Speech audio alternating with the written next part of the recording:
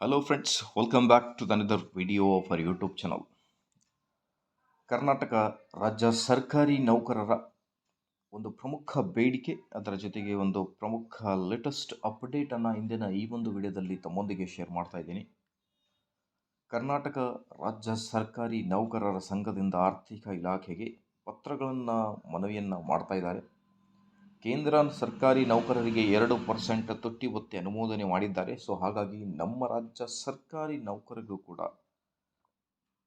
ತುಟ್ಟಿ ಭತ್ಯೆ ಮತ್ತು ತುಟ್ಟಿ ಪರಿಹಾರ ಬಿಡುಗಡೆ ಯಾವಾಗ ಅನ್ನುವುದೇ ಒಂದು ದೊಡ್ಡ ಪ್ರಶ್ನೆಯಾಗಿದೆ ವೀಕ್ಷಕರೇ. ಹಾಗಾಗಿ ಈ ಒಂದು ವಿಡಿಯೋದಲ್ಲಿ ಕಂಪ್ಲೀಟ್ ಅಪ್ಡೇಟನ್ನು ತಮ್ಮೊಂದಿಗೆ ಶೇರ್ ಮಾಡ್ತಾ ಇದ್ದೀನಿ.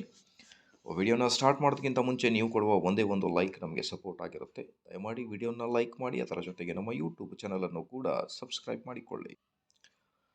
ರಾಜ್ಯ ಸರ್ಕಾರಿ ನೌಕರರ ಡಿಸೆಂಬರ್ ತಿಂಗಳ ವೇತನದಲ್ಲಿ ಏರಿಕೆಯಾಗಿರುವ ತುಟ್ಟಿ ಭತ್ಯೆ ಸೇರ್ಪಡೆ.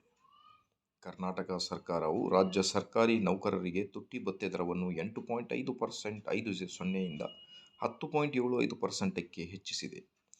ಈ ಪರಿಷ್ಕೃತ ದರವು 2024 ಜುಲೈ 1 ಜಾರಿಗೆ ಬಂದಿದ್ದು, ಆರ್ಥಿಕ ಲಾಭಗಳು 2024 ಆಗಸ್ಟ್ 1ರಿಂದ ಲಭ್ಯವಾಗುತ್ತೆ ಎಂದು ನವೆಂಬರ್ನಲ್ಲಿ ಪ್ರಕಟವಾದ ಆದೇಶದಲ್ಲಿ ತಿಳಿಸಿದೆ.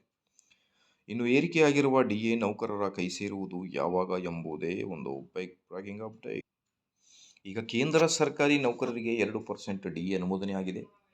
ಹಾಗಾಗಿ ಕೇಂದ್ರ ಸರ್ಕಾರಿ ನೌಕರರಿಗೆ ಆದೇಶ ಬಂದ ನಂತರ ನಮ್ಮ ರಾಜ್ಯ ಸರ್ಕಾರಿ ನೌಕರರಿಗೂ ಕೂಡ 2ರಿಂದ 3% ಡಿಎ ಹೆಚ್ಚಾಗುತ್ತೆ ಅನ್ನೋದ್ರ ಬಗ್ಗೆ ಕಾದು ನೋಡೋಣ ವೀಕ್ಷಕರೇ. ರಾಜ್ಯದ 7ನೇ ವೇತನ ಆಯೋಗದ ವರದಿಯಲ್ಲೇ ಮಾಹಿತಿ ಇದ್ದಂತೆ ಕೇಂದ್ರದ 1%ಗೆ ನಮ್ಮ ರಾಜ್ಯ ಸರ್ಕಾರಿ ನೌಕರರಿಗೆ 0.722%, ನಿಯರ್ಲಿ 1.4% ಡಿಎ ಹೆಚ್ಚಾಗಬಹುದು ಅನ್ನೋದು ಕೂಡ ಲೆಕ್ಕಾಚಾರ ಮಾಹಿತಿ ಬರ್ತಾ ಇದೆ ವೀಕ್ಷಕರೇ. ಹಾಗಾಗಿ ಆದೇಶ ಬಂದವರೆಗೂ ಕಾದು ನೋಡೋಣ. ಮಾಹಿತಿ ಇಷ್ಟ ಆದಲ್ಲಿ ಲೈಕ್, ಶೇರ್ ಆ್ಯಂಡ್ ಸಬ್ಸ್ಕ್ರೈಬ್.